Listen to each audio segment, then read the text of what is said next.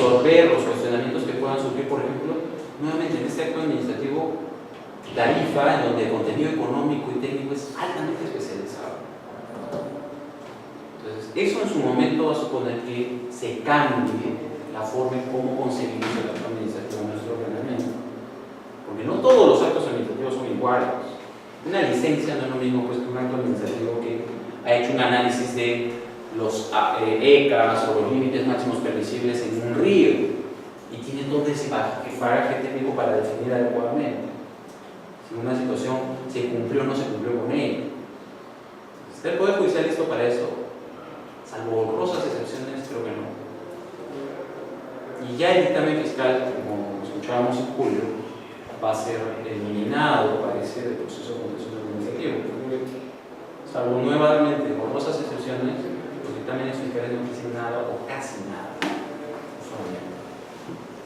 Ok, entonces es una reflexión que estamos haciendo. La verdad que a veces me pongo así medio triste, pero es una reflexión necesaria para generar un cambio normativo adecuado, ¿no? Ahora, el tema de finalidad pública sí hay que concretizarlo con el interés público o el sector en el cual está adscrita la entidad, ¿no? La finalidad pública puede ser pues, demasiado camaleónica, ¿no? Pero importa determinar la competencia y sobre todo importa que hoy ya hablamos de un principio a nivel de determinar hoy el ejercicio legítimo del poder debe estar orientado al interés público. El objeto de contenido es importante guardarlo, ¿ya? Estamos en un país en donde se ha dado pues, una concesión en el propio parque de Huascarán, ¿no? En donde claramente el objeto del acto administrativo en ese sentido fue un acto ilícito, incluso un acto imposible de poder darse en licencia, una licencia eléctrica de naturaleza de desarrollo de una planta eléctrica en el propio parque de Huascarán. Ya después se tiraron para atrás y ahí tenemos un claro ejemplo en donde el objeto es claramente imposible de darse. Y bueno, los problemas de competencia que siempre tenemos al momento de hablar de administración. Vamos, dentro de la regla de toda competencia es que hay una norma previa de habilitación. ¿Ya? El proceso de repartición de competencias en los sectores no es nada pacífico. Hay todavía claros problemas de conflicto de competencia. Nuestra norma ha mantenido las reglas a través de las cuales tenemos las reglas como digamos, los dirimente necesarios para cuando surgen los conflictos de competencia entre entidades administrativas, ¿no?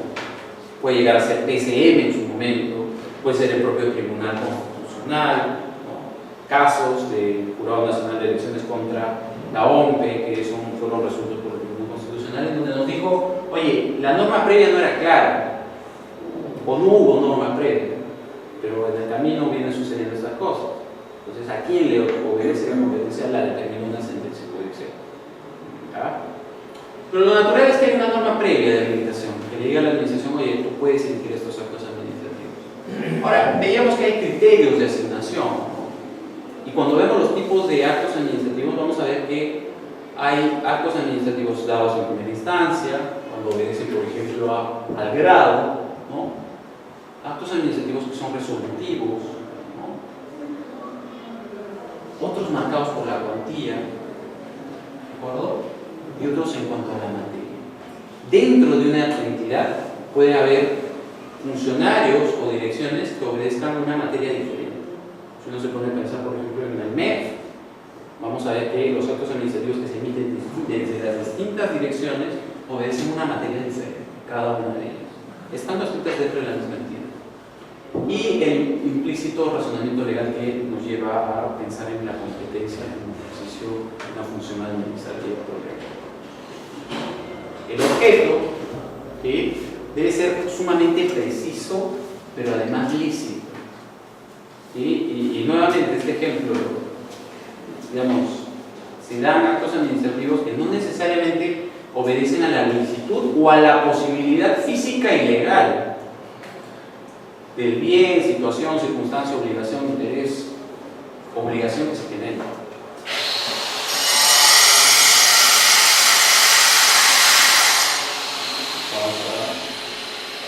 ¿Ok? Entonces, y el objeto además, ¿sí?, tiene un límite en la no contravención de derechos fundamentales, ¿ya? O mandatos judiciales firmes. Quiere decir, y eso no significa otra cosa que el acto administrativo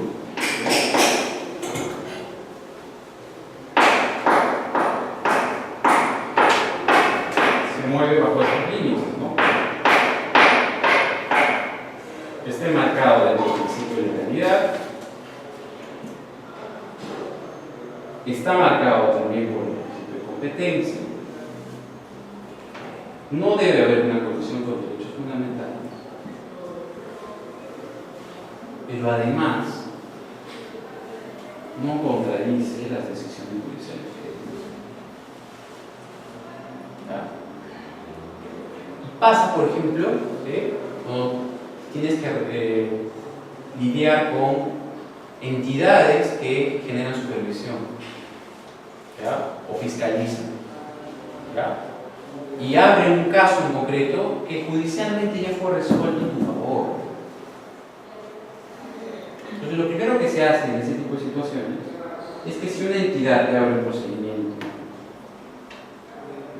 ¿ya?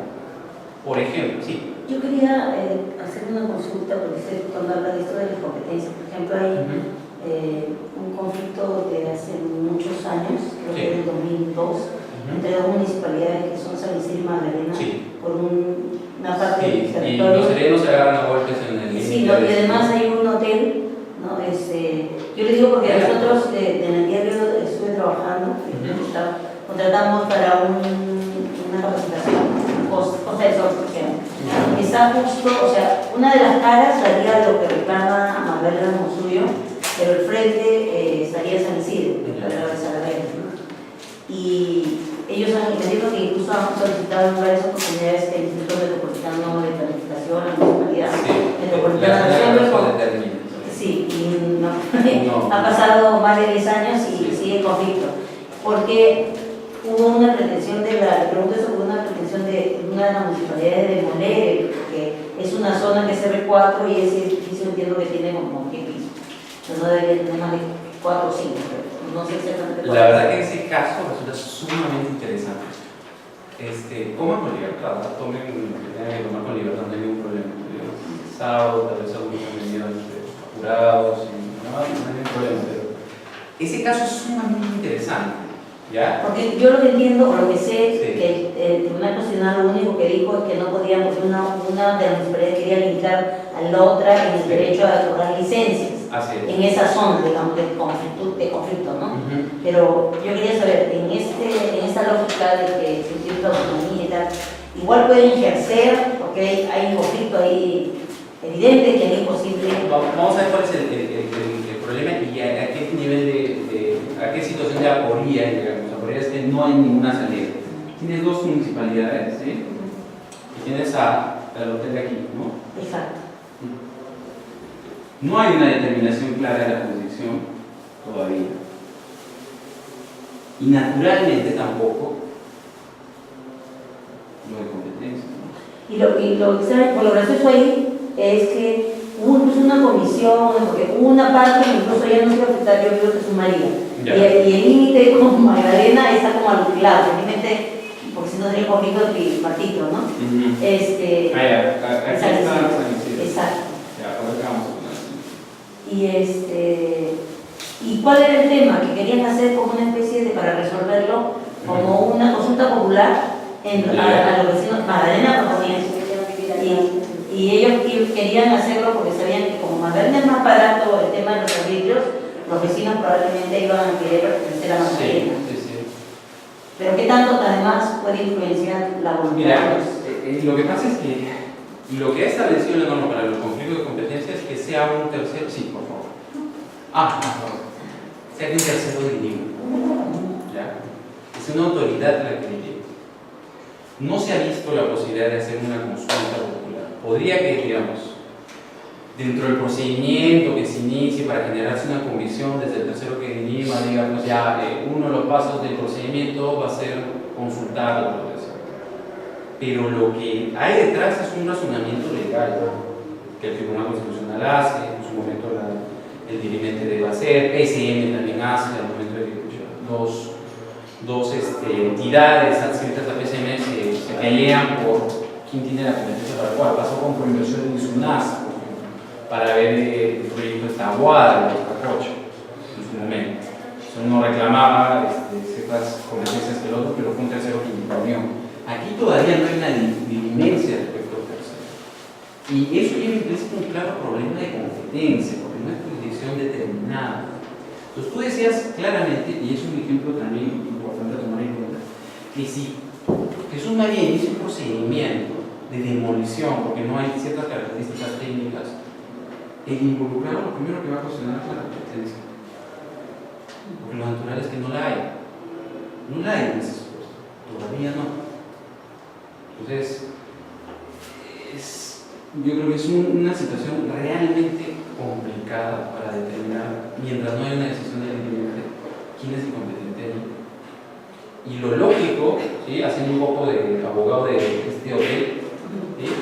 Yo lo primero que cuestionaría sería la competencia.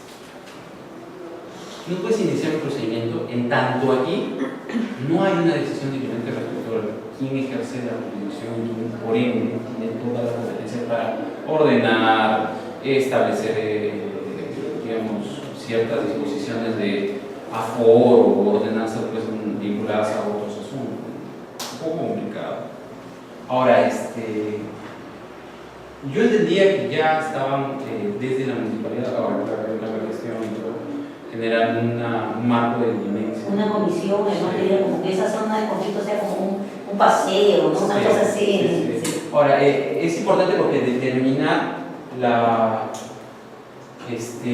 competencia aquí, o digamos, quién le debe ir la plata de los arbitrios, es también un tema importante de considerar, ¿no? Estamos hablando de un hotel, Costa un hotel medianamente un poco ¿no? acomodado. Entonces, no paga nadie. Sí, pues, porque finalmente. No, creo que sí le paga a nadie. No se puede pagar para que haga la municipalidad. Le debe a. Pero es que, claro. San Isidro puede decir que le debe. Exactamente, entonces hay una obligación. Entonces, me imagino que desde el propio hotel también quieren un poco triunfar la situación, porque todo lo que vengo pagando en árbitros, si le viene pagando Jesús María o San Isidro, probablemente al primero le cobre. Claro, lo que pasa es que ellos obtuvieron la licencia de construcción por Magdalena. San Isidro quiere demolerlo. O sea, San Isidro dice esa zona residencial, ¿no? Como que los San Isidro se han quedado con. Exacto, con Magdalena. Sí he visto un caso en España donde sí me dio pues una consulta, ¿sí? Pero dentro de la lógica se manejó así un tercero que dirimía necesariamente y que tiene que ser pues digamos, superior, que pueda determinar cómo. Y la motivación, doctor, puede tener que ver, por ejemplo, con un tema más histórico, o sea, para poder. Sí, digamos, hay actos administrativos en donde la motivación, digamos, supone un razonamiento legal, supone un razonamiento de catastro técnico, pero también hay una, por ejemplo, clara referencia a registros, ¿no? Cómo fue conformado inicialmente. Lo que ha sucedido es que, bueno, Lima ha crecido de forma muy desordenada. Allí donde habían parques, ahora parecen haber paredes y hay vecinos que un parque pues, dentro de su casa, un poco raro, ¿no? O hay calles que ya no son calles, que se transforman en un parque más grande. Entonces, por lo igual que es un parque con casa. Sí, o no sé si alguno recuerda la Onofre, también hay una calle, pero ahora ya está parte de la Onofre, ¿no? Entonces, ese crecimiento, esa ausencia desde las administraciones para poder ordenar adecuadamente nos lleva a estos problemas. La motivación naturalmente nos llevará a una evaluación de, oye, al momento en que se generaron estas jurisdicciones, ¿hasta dónde llegaron? ¿De qué forma? ¿Por qué surgió este problema? Yo creo que no fue un tema de origen, sino finalmente fue que en el tiempo alguna de las jurisdicciones fue un poco yendo más allá de lo que naturalmente le condecería. Es un caso muy interesante. Si tienes alguna resolución de por medio, tráela, o no sé, alguna ayuda de memoria, no sé, que puedas ver, tráela y la podemos discutir, porque realmente es un caso muy un problema. Sí, y es un caso que va a llevar a ciertos problemas de orden legal a todos los involucrados, ¿no? Ha pasado también que, por ejemplo, esto de los vecinos quieren adscribirse, también hay que analizar la posibilidad, porque también hay serias complicaciones legales de esa naturaleza. Ha pasado, por ejemplo, en Santa Catalina se quería ir con San Luis en su momento, pero de ahí se quiso ir con los que están al frente, con San Borja, pero otros, los de Balcosío querían también. Otros querían abrirse como los olivos consiguieron. Exactamente, entonces hay que ver la viabilidad, ¿de acuerdo? Porque si bien hay un principio de participación, hay una importancia de la toma de decisiones desde las administraciones, de hacer partícipes a los administrados o a los ciudadanos, hay que ver también el trasfondo legal y la evaluación que se hace desde la administración. Caso muy interesante. También el mismo caso sucede entre Surco y Chorrillos. Sí, Surco que nunca tenía playa. Así es. Entonces, sí, a nivel... Pero es interesante que pasa con mucha... no sé si notoriedad, porque todo lo que pasa en Lima siempre es notorio, ¿no? Pero advierto que pasa con mayor incidencia, o en todo caso, pasa aquí con mucha frecuencia, ¿no? A nivel de provincia todavía no hay esos problemas. Probablemente cuando se vayan generando mayor ordenamiento, ¿sí? Y las condiciones sean así, pues creo que todo surge a través de la implementación de algo que se llama serenazgo. Porque con el serenazgo ya empiezas tú a, oye, yo patrullo hasta dónde voy, ¿de acuerdo? Entonces, a partir de ese momento del serenazgo, creo que ya empezaron a pensar, oye, ¿cuáles son mis límites? ¿No? Es una preocupación que es natural que todo funcionario va a hacer argumentación de municipalidad, pero creo que desde que surge el tema del serenazgo, las administraciones empiezan a pensar, mi jurisdicción viene hasta aquí, ¿no? Entonces, y eso nos va a llevar a serios problemas. Sí, digamos, el objeto, decíamos, debe estar enmarcado en un tema de precisión, licitud, posibilidad y no contravención de los límites que hemos mencionado. Decíamos que hay una clara vinculación en el interés público y este principio que ha sido incorporado al título preliminar, en donde nos habla de un ejercicio legítimo del poder. Ahora, la ausencia de norma, ¿sí?, no habilita a las administraciones a actuar en la realidad, ¿ya? Dentro de la lógica privada, todo aquello que no está prohibido por ley es posible para las partes. En la lógica administrativa, todo aquello que no esté en la ley, lamentablemente el funcionario no puede hacer nada. Ahora, es importante echar mano de que existen principios que en su momento suplen ciertos vacíos que se pueden dar en la práctica administrativa. Pero eso no supone que las administraciones asuman competencias, ejerzan funciones sin una norma persistente. ¿Ya? Y hablábamos y mencionabas que incluso la discrecionalidad está marcada por una norma persistente. Tiene que haber una norma que le diga a la administración, oye, en estos supuestos eres discrecional. En estos supuestos. Más allá de eso, no hay discrecionalidad. Y no está marcado en la norma. Sí. No puede ser. No. Digamos, la lógica desde la administración pública es que el principio de la legalidad marca la cosa. La competencia está en una norma. La función administrativa de solución de conflictos que se le da a una administración tiene que estar en una norma. Entonces, no todas las entidades pueden decir, oye, desde mañana empiezo a sacar reglamento, o desde mañana saco o ejerzo función normativa, si es que no hay una norma persistente, lamentablemente. Ahora, la discrecionalidad, ¿sí?, no tiene que ver con arbitrariedad. La discrecionalidad es darle a la administración la posibilidad de decidir en un supuesto a su propia percepción, a su propia voluntad, dentro de las consideraciones subjetivas que el funcionario pueda hacer. Pero a pesar de darle esa posibilidad al administrador, a la administración, a ese funcionario de hacerlo, esa función incluso está bajo norma. O sea, la norma debe decir, oye, puede ser discrecional en estos supuestos. Y la discrecionalidad, naturalmente, tiene que estar enmarcada dentro de los principios propios del derecho administrativo. Un tema de razonabilidad y de proporcionalidad. Y eso lo diferencia de la arbitrariedad, ¿no? Es algo completamente diferente. Hay sí también un supuesto de persecución al momento de hablar de finalidad pública, que es la desviación del poder. Somos un país en donde tenemos un pabellón penal lleno de alcaldes, gobiernos, presidentes regionales, ¿no? Entonces, mucho ojo con esto, desviación del poder. Y la motivación que, digamos, es importante que las administraciones establezcan con claridad qué elementos las llevaron a definir o a decidir de tal o cual forma. Hoy la norma ha reforzado el hecho de que si un acto administrativo basa toda su motivación, adelante por favor, basa toda su motivación en un informe técnico, el informe técnico acompaña el acto administrativo.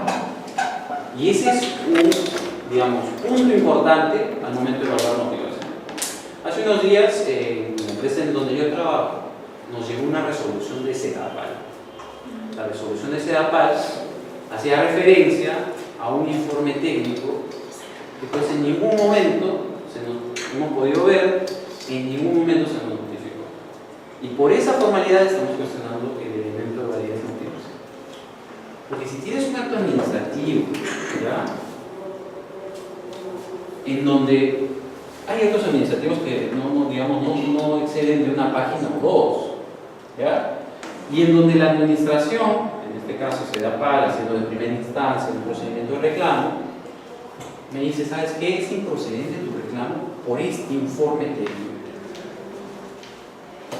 El informe técnico nunca se notificó, nunca lo viste, no sabes las razones. ¿Ya? Entonces, la norma hoy impone la obligación a las administraciones de que el acto administrativo lleve acompañado el informe técnico. Es importante tener en cuenta ello. Entonces, la motivación debe suponer que el administrador conozca cada uno de los elementos a través de los cuales la administración decidió de una u otra forma. Sí. No sé si se viene al caso, pero Sí. en el caso de las multas de SAT, son impuestas por regla general por el policía de tránsito.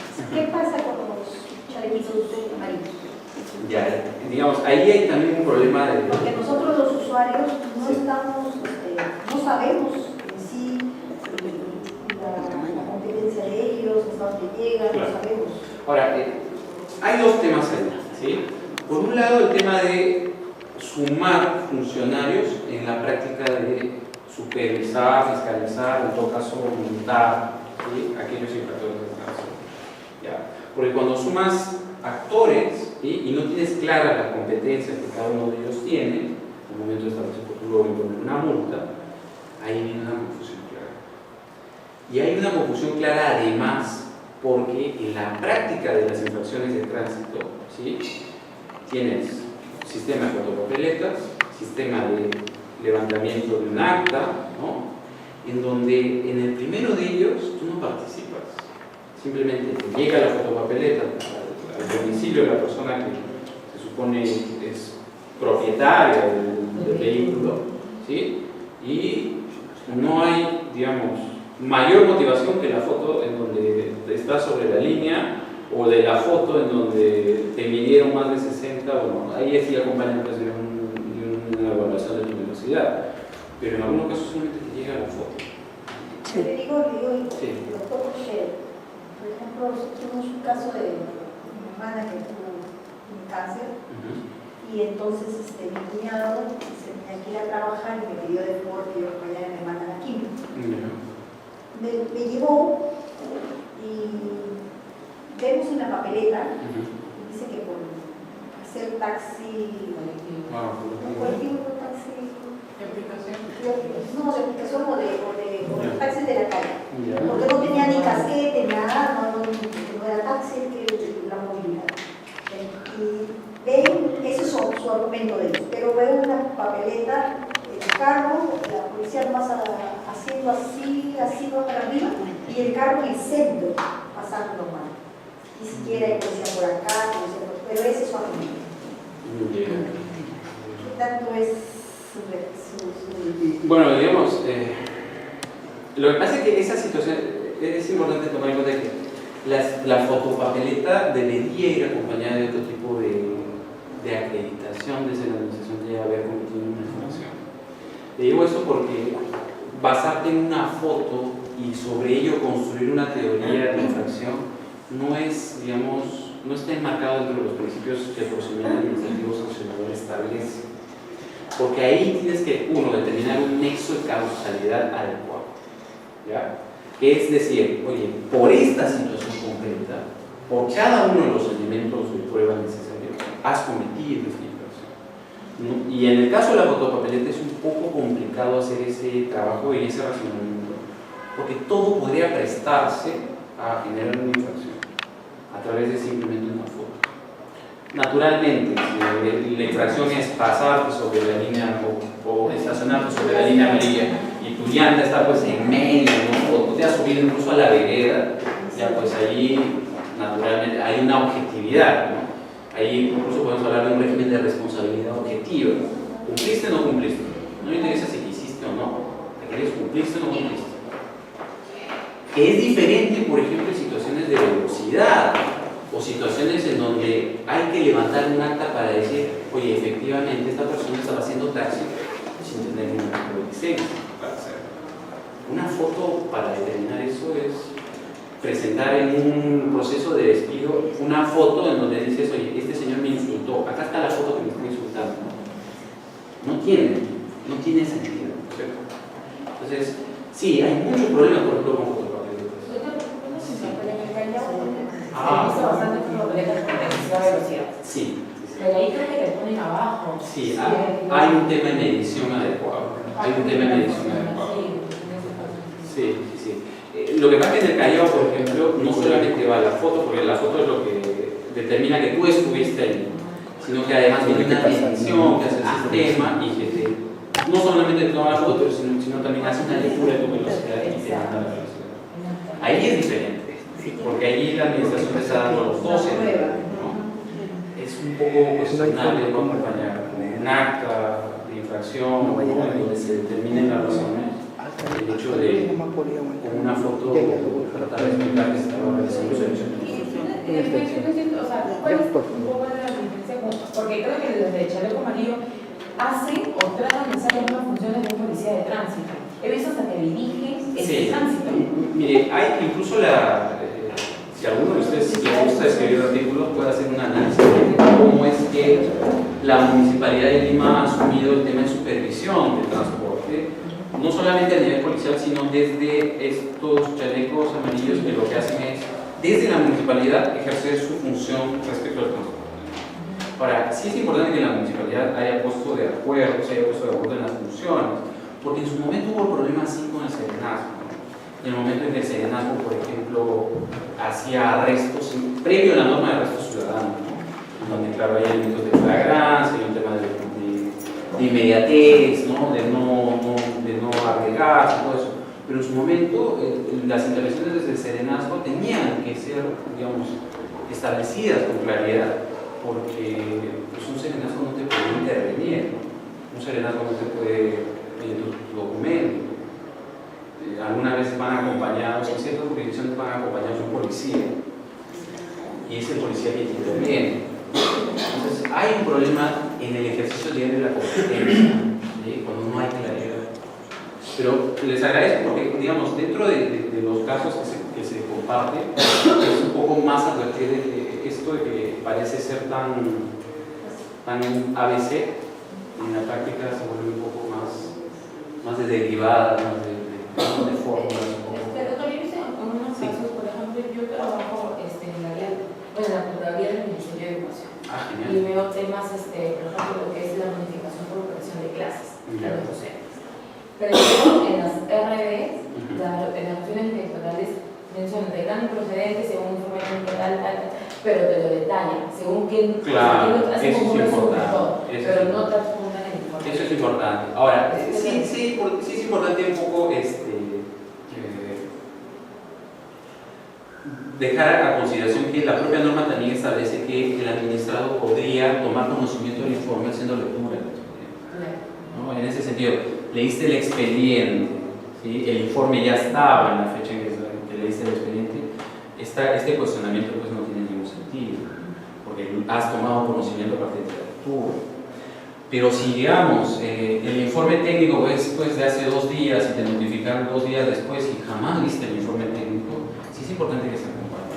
Sí es importante. Porque forma parte de la motivación. Y más aún si toda la resolución que te llega está basada en ese informe. No sabes, ¿cómo podrías tú cuestionar? Hay un plazo para cuestionar, un plazo de apelación.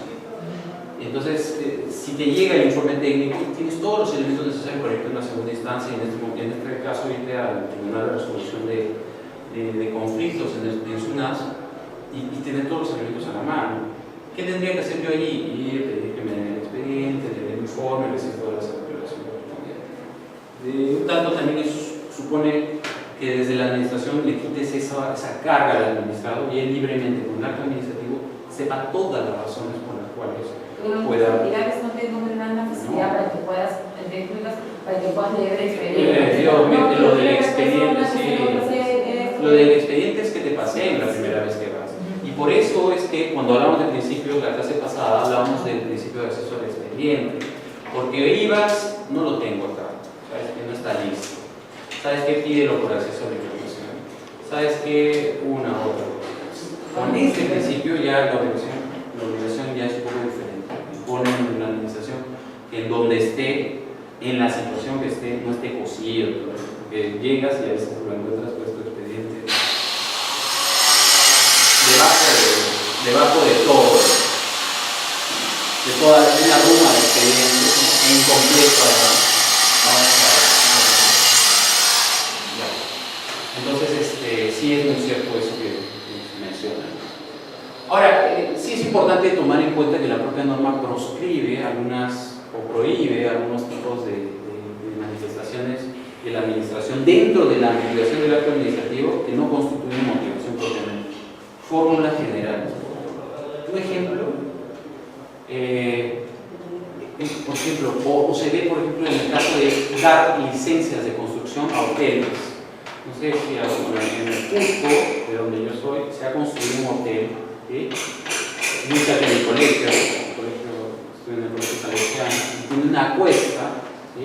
Y mi colegio no podía construir nada, porque la verdad que se encontraban vestigios pues, por todo lado. Quisieron construir una cancha de básquet y había pues un torreón en medio de la cancha. Nada. Pero en la ladera, no sabemos cómo una cadena hotelera muy conocida llegó a construir un hotel. Y una de las motivaciones del acto administrativo que en realidad fue muy cuestionado en Moscú fue promover el turismo de la región. No hay fórmula más general que promover el turismo en la región, promover la producción de la región. Cuando vean actos administrativos de gobiernos regionales, hay motivaciones de esa naturaleza. En donde el contenido técnico es muy referencial, no hay explicaciones técnicas, sino todo está basado en la promoción de tal o cual cosa. Esa fórmula general no es motivación, está prescrita. Vaguedad, oscuridad, contradicción e insuficiencia. Pueden haber motivaciones parciales que la administración subsane, pero la motivación nunca puede ser vaga, ¿no? Como decíamos, referencial, tangencial. No se dan las explicaciones claramente por qué razones se aprueba la licencia. Y en el caso de aprobación de licencias, por ejemplo, proyectos turísticos o proyectos energéticos o lo que sea, ¿sí? Tiene que haber una clara explicación de por qué se puede hacer esa actividad en esa región, de cómo se cumplió el procedimiento regular para que ese administrado pudiera realizar la actividad. Todo eso tiene que formar parte de la contradictorio. ¿Sí? Alguna vez podemos encontrar actos administrativos que nos dicen en principio que este administrado tiene el nexo causal, ha incurrido en la infracción, pero al final concluye que no, se le exime de responsabilidad. O sea, hay una clara contradicción, ¿no? En tu motivación y en tu acto administrativo finalmente. Voy a buscar una sentencia del Tribunal Constitucional en donde claramente el Tribunal nos dice cuándo estamos ante cierto tipo de motivación. Cuándo puede ser esta parcial, cuándo puede ser esta insuficiente, cuándo puede ser esta vaga, oscura. Son reglas, sí, pero que hay que ver en cada caso concreto. Pero si yo les digo esto funciona así, es mentira. Hay que ver cada caso concreto y ver si realmente el acto administrativo, revisarlo bien, analizarlo bien, es oscuro, vago y insuficiente. Y ya está contraído. Pero digamos, esto no es mentira. Vamos a ver que también cuando hablemos de los vicios no trascendentes, al momento de analizar el tema de nulidad de los elementos de validez, hay sí motivaciones, por ejemplo, parciales o motivaciones que no llegan a incurrir en estos problemas que pueden ser admitidas para preservar el acto administrativo. Eso lo vamos a ver más adelante. Me han pedido que les dé un break de entre 15 a 20 minutos. Por favor, no se excedan de ese tiempo para poder regresar, terminar de ver los elementos de validez, pasar a características, ver toda la clasificación de actos administrativos, que es muy interesante con ejemplos, y ver también la incidencia que se puede tener sobre los actos administrativos y las recientes modificaciones que se han dado respecto de todo lo que estamos hablando hasta ahora. ¿Sí? 11 y 10 entonces. Sí, 11 y 10 me parece que es una hora adecuada, por favor, no se excedan de ese tiempo. Por favor, quienes no me dejaron su correo la semana pasada, por favor les pediría que tengan una hojita, todas las personas lo apunten, ¿sí? Y yo les puedo enviar la información que ya envié en PPT de la semana pasada, que queda pendiente, la verdad que pesa mucho. Se inició la semana pasada. Y les voy a pasar con mayor razón el PPT para que ustedes puedan ver, y el correo para que cuando quieran puedan hacerme la consulta. Yo les voy a poner mi correo aquí, por favor, en todo caso mejor escríbanme quienes faltaban para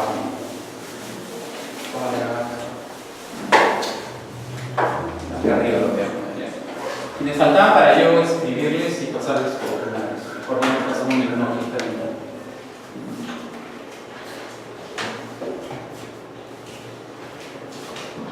Les dejo el personal porque de la universidad la verdad que lo tengo muy difícil. Pero este es mi correo. jarmandi@gmail.com. Me escriben ahí. No solamente las personas que no hayan pedido. Sí, Armandi. jarmandi@gmail.com. Todo tipo de consulta que tenga que ver con administrativo, por favor, con toda confianza. ¿Sí? Sábado, domingo, feriado, también. Y la hora tampoco. Los alumnos se ponen así bien cuestionadores a las 12, una, no hay ningún problema, Pero es importante que podamos. Sí. Entonces no hay ningún problema, por favor, con toda confianza.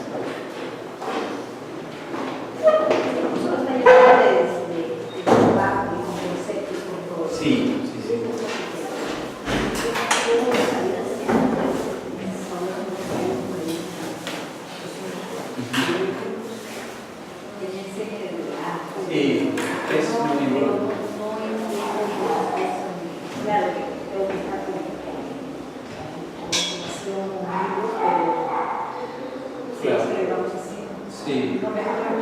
No, y esto, lo que pasa es que generalmente cuando hay cursos así, algunos profesores no quieren dar porque dicen que es muy básico.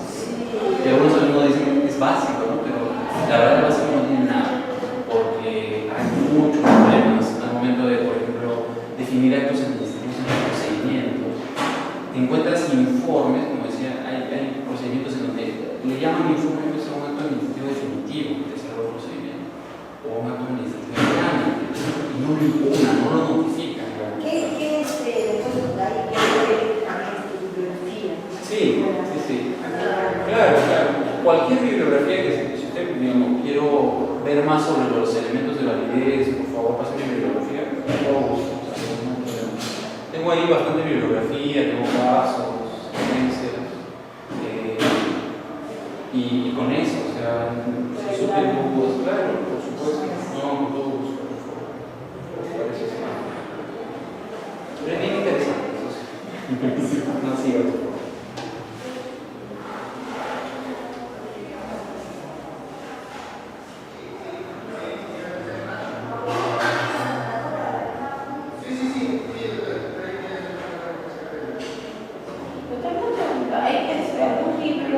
Respecto de derecho administrativo. Uy, sí, hay buenos.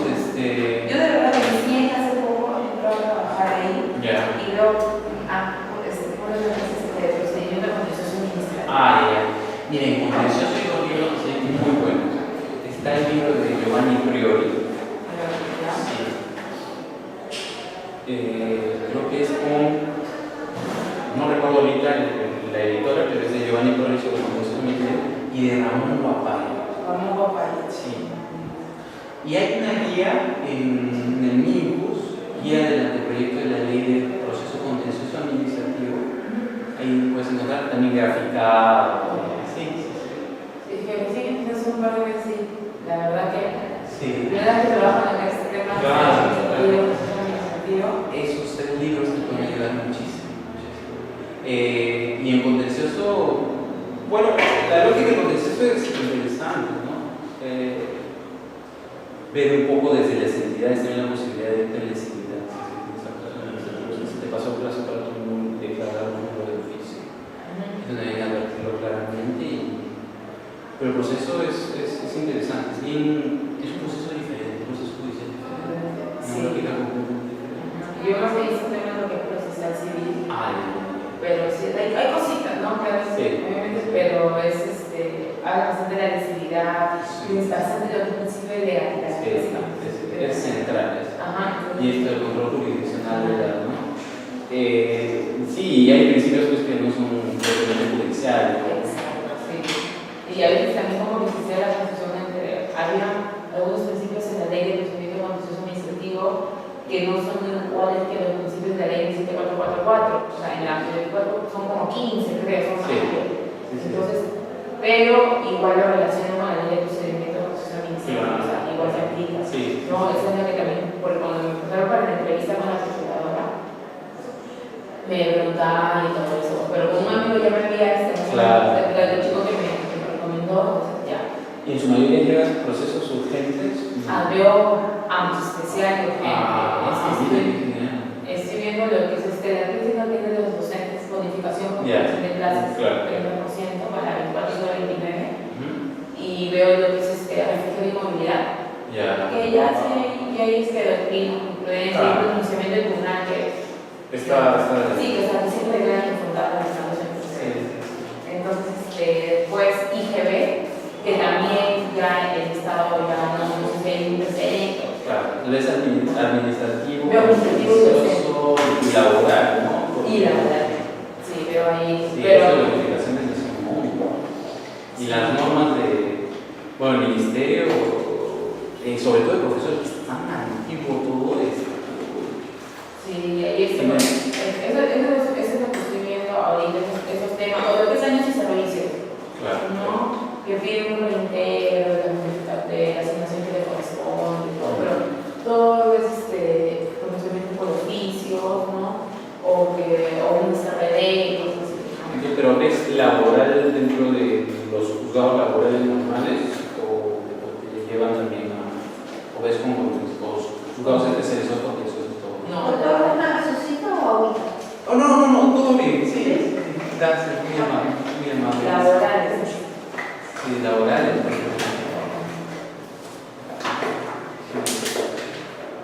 Pero es un poquito medio complicado, sobre todo cuando tienen que hacer, cuando algunos casos han hecho casación.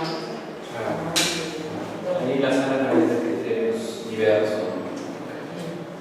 Si nosotros también tenemos varios casos que llevan a la sala y a veces es sí, a veces no, y no sabes muy bien cómo es el criterio. ¿Ya le han cambiado la sala? Sí, han cambiado todas las salas. Aunque creo que la segunda sala de constitución tiene que ver más en los casos, se mantiene. Se mantiene. Pero un par más. Porque lo que es en salas laborales, sí. Sí, laborales, sí. Sí, eso sí, eso Mucho.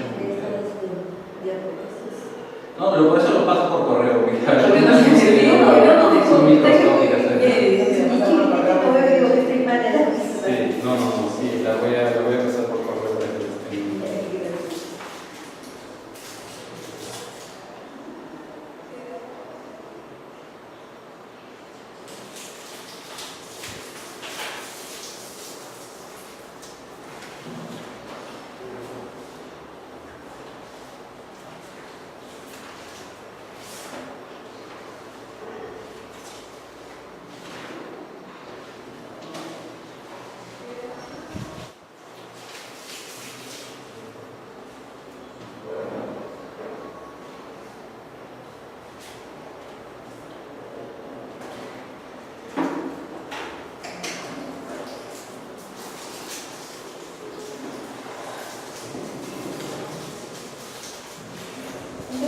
trabajado? Yo trabajo en una minera. ¿A qué? Shogun, sí. En ¿Cómo se llama? Shogun. ¿Y no tienen problemas con los sindicatos? No, tenemos 5 sindicatos. Sí.